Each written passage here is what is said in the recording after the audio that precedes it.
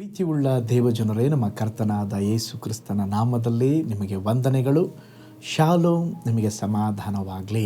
ಈ ದಿನ ದೇವರ ವಾಕ್ಯದ ಜ್ಞಾನಕ್ಕಾಗಿರುವಂಥ ವಿಷಯ ಕರ್ತನಿಗೆ ಭಯಪಡಿರಿ. ಅದಕ್ಕೆ ಆಧಾರವಾಗಿ ಜ್ಞಾನೋಕ್ತಿಗಳು 9ನೇ ಅಧ್ಯಾಯ 10ನೇ ವಚನ. ಯೆಹೋವನ ಭಯವೇ ಜ್ಞಾನದ ಆರಂಭ. ಈ ಲೋಕದಲ್ಲಿ ಎಲ್ಲರೂ ಯಾವುದಾದ್ರೂ ಒಂದು ವಿಷಯಕ್ಕೆ ಭಯಪಡ್ತಾ ಇರ್ತಾರೆ. ಕೆಲವರು ಪರಿಸ್ಥಿತಿಗಳಿಗೆ, ಕೆಲವರು ಜನರಿಗೆ, ಕೆಲವರು ತಮ್ಮ ಭವಿಷ್ಯದ ಜೀವಿತದ ಕುರಿತಾಗಿ, ಕೆಲವು ಕೊರತೆಗಳನ್ನು ನೆನೆಸಿ, ಕೆಲವರು ತಮ್ಮ ವಿರೋಧಿಗಳಿಗೆ. ಆದರೆ ಇಲ್ಲಿ ದೇವರ ವಾಕ್ಯ ಸ್ಪಷ್ಟವಾಗಿ ಹೇಳುತ್ತದೆ, ಈಗ ಹೇಳಿದ ಆ ಪಟ್ಟಿಯಲ್ಲಿರುವ ಕಾರ್ಯಗಳಿಗೆ ನಾವು ಭಯಪಡಬಾರದು, ನಾವು ಕರ್ತನಿಗೆ ಭಯಪಡಬೇಕು. ಕರ್ತನಿಗೆ ಭಯಪಡುವ ಭಯ ಅದು ನಾಶ ಮಾಡುವ ಭಯವಲ್ಲ, ಅದು ಗೌರವದ ಭಯ, ಅದು ಪ್ರೀತಿಯ ಭಯ. ನಾವು ದೇವರಿಗೆ ಭಯಪಡುವಾಗ ಅದು ಆಶೀರ್ವಾದಕ್ಕೆ ದಾರಿ. ನಾವು ದೇವರಿಗೆ ವಿಧೇಯರಾಗಿ ದೇವರಿಗೆ ಭಯಪಡುವಾಗ ನಮ್ಮ ಜೀವಿತದಲ್ಲಿ ಏನು ಉಂಟಾಗುತ್ತೆ ಅಂತ ಹೇಳಿದ್ರೆ, ಆ ಭಯ ನಮ್ಮನ್ನು ಪಾಪದಿಂದ ದೂರ ಮಾಡುತ್ತದೆ. ದೇವರ ಭಯ ನಮ್ಮನ್ನು ಪಾಪದಿಂದ ದೂರ ಇರಿಸ್ತದೆ. ದೇವರ ಭಯ ನಾವು ಪರಿಶುದ್ಧತೆಯಲ್ಲಿ ನಡೆಯುವಂತೆ ಸಹಾಯ ಮಾಡುತ್ತದೆ.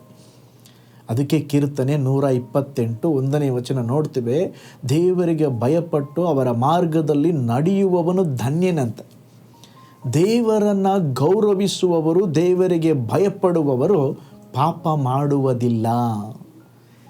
ದೇವರ ಭಯ ನಮ್ಮನ್ನು ತಪ್ಪಾದ ದಾರಿಯಿಂದ ಯಾವಾಗಲೂ ದೂರ ಇಡುತ್ತದೆ. ನಾವು ದೇವರಿಗೆ ಭಯಪಟ್ಟು ಜೀವಿಸುವಾಗ ಆ ದೇವರ ಭಯ ನಮಗೆ ಜ್ಞಾನ ಕೊಡುತ್ತದೆ. ನಮ್ಮ ಮಕ್ಕಳು ಒಳ್ಳೆ ರೀತಿಯಲ್ಲಿ ಬೆಳೆಯುತ್ತಾರೆ. ನೋಡ್ರಿ, ಈ ಪ್ರಪಂಚದಲ್ಲಿ ದೇವ ಭಯ ಇಲ್ಲದೆ ಇರುವಾಗ ಸಮುದಾಯದಲ್ಲಿ, ಸಮಾಜದಲ್ಲಿ ಅನೇಕ ಕಾರ್ಯಗಳು ನಡೆಯುತ್ತದೆ. ಏನು, ದೇವರಿದ್ದಾರೆ, ಅವ್ರು ನೋಡ್ತಾ ಇದ್ದಾರೆ, ಇದನ್ನೆಲ್ಲ ಮಾಡಬಾರ್ದು ಅಂತೇಳಿ ಕೆಲವರಿಗೆ ಭಯ ಇರಲ್ಲ. ನೋಡ್ರಿ, ಅವರೇ ಜಾಸ್ತಿ ಏನು ಮಾಡೋದು, ದರೋಡೆ, ಕೊಲೆ, ಅನ್ಯಾಯ, ಭ್ರಷ್ಟಾಚಾರ. ಆದರೆ ದೇವರ ಭಯ ಇರೋನು ಇದಕ್ಕೆ ಯಾವುದಕ್ಕೂ ಹೋಗುವುದಿಲ್ಲ. ಬೈಬಲ್ ಹೇಳ್ತದೆ, ದೇವರಲ್ಲಿ ಭಯಭಕ್ತಿ ಉಳ್ಳವರ ಮೇಲೆ ತಲಾಂತರಕ್ಕೂ ದೇವರ ದಯೆ ಅವರ ಮೇಲೆ ಇರ್ತದಂತೆ. ಯಾರು ದೇವರಿಗೆ ಭಯಪಡ್ತಾರೋ ಅವರಿಗೆ ದೇವರ ದಯೆ. ತಿರುಗಿ ಮತ್ತೆ ಕೀರ್ತನೆ 25:12ನೇ ವಚನ ನೋಡುವಾಗ, ಯೆಹೋವನಿಗೆ ಭಯಪಡುವವನಿಗೆ ದೇವರು ಅವನ ಮಾರ್ಗಕ್ಕೆ ಅವನ ಏನು ಮಾಡಬೇಕಂತ ದೇವರು ಅವರಿಗೆ ಬೋಧಿಸ್ತಾರಂತೆ. ಒಂದು ಒಳ್ಳೆಯ ಉದಾಹರಣೆ ಅದಕ್ಕೆ ಯಾವುದಂತ ಹೇಳಿದ್ರೆ, ಯೋಸೇಫನ್ರಿ. ಬೈಬಲ್ನಲ್ಲಿ ದೇವರಿಗೆ ಭಯಪಟ್ಟಂಥ ಒಬ್ಬ ಒಳ್ಳೆಯ ಯುವಕನು, ಒಳ್ಳೆಯ ಯೌವನಸ್ಥನು. ಅವನು ಒಂದು ದಿವಸ ಒಂದು ಪೋಟಿಫರನ ಮನೆಯಲ್ಲಿದ್ದನ್ರಿ. ಯಜಮಾನ ಅವನಿಗೆ ಎಲ್ಲ, ನೀನೇನಾದರೂ ಮಾಡಪ್ಪ ಅಂತೇಳಿ ಎಲ್ಲ ಜವಾಬ್ದಾರಿ ಅವನ ಮೇಲೆ ಕೊಟ್ಟುಬಿಟ್ಟ. ಆದರೆ ಆ ಪೋಟಿಫರನ ಹೆಂಡತಿ ಸರಿ ಇರಲಿಲ್ಲ. ಅವನ ಮೇಲೆ ಆಸೆ ಪಟ್ಟು ಪಾಪಕ್ಕೆ ಕರೀತಾ ಇದ್ದ. ಆದರೆ ಯೋಸೇಫ ಹೇಳ್ತಾನೆ, ಇಷ್ಟು ದೊಡ್ಡ ತಪ್ಪನ್ನು ಮಾಡುವುದು ನನಗೆ ಆಗುವುದಿಲ್ಲ. ಈ ಮಹಾ ದುಷ್ಟತನವನ್ನು ಮಾಡಿ ನಾನು ದೇವರಿಗೆ ವಿರೋಧವಾಗಿ ಪಾಪ ಮಾಡಲಿಕ್ಕಾಗೋದಿಲ್ಲ. ನನ್ನ ದೇವರು ನೋಡ್ತಾ ಇದ್ದಾರೆ. ಅವನಿಗೆ ದೇವರ ಭಯ ಇತ್ತು. ಒಂದು ಸಾರಿ ಇವಳೇ ಒತ್ತಾಯ ಪಡಿಸಿದಾಗ ಇವನೇನು ಮಾಡಿದ, ಓಡೋಗ್ಬಿಟ್ಟ. ಅದನ್ನು ಮತ್ತೆ ಅವಳು ಸುಳ್ಳು ಹೇಳಿಬಿಟ್ಟು ಇವನನ್ನು ಏನು ಮಾಡ್ತಾಳೆ ಅಂತ ಹೇಳಿದ್ರೆ ಸೆರೆಮನೆಗೆ ಹಾಕಿದರು. ನೋಡ್ರಿ, ಅವನು ತನ್ನ ಜೀವಿತದಲ್ಲಿ ಎಲ್ಲವನ್ನ ಕಳ್ಕೊಂಡ್ರು, ದೇವರ ಭಯ ಕಳ್ಕೊಳ್ಳಲ್ರಿ. ಯಾರು? ಯೋಸೇಫನು. ಆ ದೇವರ ಭಯದ ನಿಮಿತ್ತನೇ ನಾನು ಪಾಪ ಮಾಡೋದಿಲ್ಲ, ಜೈಲಿಗಾದರೂ ಹೋಗ್ತೇನೆ ಅಂತೇಳಿ ಏನು ಮಾಡಿದನ್ರಿ, ಅವನು ಜೈಲಿಗೆ ಹೋದ. ಅದಕ್ಕೆ ಯೇಸುಸ್ವಾಮಿ ಕೂಡ ಹೇಳಿದ್ರು, ಏನಂತ ಹೇಳಿದ್ರೆ, ನಿನ್ನ ಬಲಗೈ ಪಾಪದಲ್ಲಿ ಬೀಳೋದಾದರೆ ಆ ಬಲಗೈ ಕತ್ತರಿಸಿಬಿಡು. ಅದನ್ನು ಮಾಡೋದು ಒಳ್ಳೆಯದು, ಯಾಕಂದರೆ ನರಕದಲ್ಲಿ ಅನುಭವಿಸುವುದಕ್ಕಿಂತ ಒಂದು ಬಲಗೈ ಇಲ್ಲದೆ ಇದ್ದರೆ ಒಳ್ಳೆಯದಂತ ಹೇಳಿದ್ರು. ದೇವರಿಗೆ ಭಯಪಟ್ಟ ಯೋಸೇಫನನ್ನು ದೇವರು ಐಗುಪ್ತ ದೇಶದಲ್ಲಿ ಪ್ರಧಾನ ಮಂತ್ರಿಯಾಗಿ ಮಾಡಿದರು, ಒಂದು ಉನ್ನತ ಪದವಿಗೆ ತಂದರು. ನೋಡ್ರಿ, ನಾನು ಎಷ್ಟೋ ಫ್ಯಾಮ್ಲಿಗಳನ್ನು, ಕುಟುಂಬಗಳನ್ನು ನೋಡಿದ್ದೇನೆ. ಯಾರೆಲ್ಲ ದೇವರಿಗೆ ಭಯಪಟ್ಟು ಆ ಭಯವನ್ನು ಮಕ್ಕಳಿಗೆ ಕಲಿಸಿದ್ದಾರೋ ಆ ಕುಟುಂಬಗಳೆಲ್ಲ ಆಶೀರ್ವದಿಸಲ್ಪಟ್ಟಿದೆ. ನಿಮ್ಮ ಮಕ್ಕಳಿಗೆ ಏನು ಕಲಿಸ್ತೀರೋ ಇಲ್ಲವೋ ದೇವರ ಭಯವನ್ನು ಕಲಿಸಿಕೊಡ್ರಿ.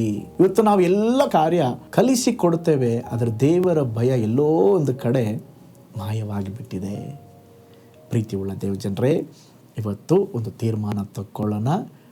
ನಾನೂ ದೇವರಿಗೆ ಭಯಪಡ್ತೇನೆ, ನನ್ನ ಮಕ್ಕಳಿಗೂ ಕಲಿಸಿಕೊಡ್ತೇನೆ. ದೇವರಿಗೆ ಭಯಪಟ್ಟು ನಾನು ದೇವರಿಂದ ದೈವಿಕ ಆಶೀರ್ವಾದ ಹೊಂದಿಕೊಳ್ತೇನೆಂಬುದಾಗಿ ಒಂದು ತೀರ್ಮಾನ ತಗೊಳ್ರಿ. ದೇವರು ನಿಮ್ಮ ಕುಟುಂಬವನ್ನು ಆಶೀರ್ವಾದ ಮಾಡಲಿಕ್ಕಿದ್ದಾರೆ.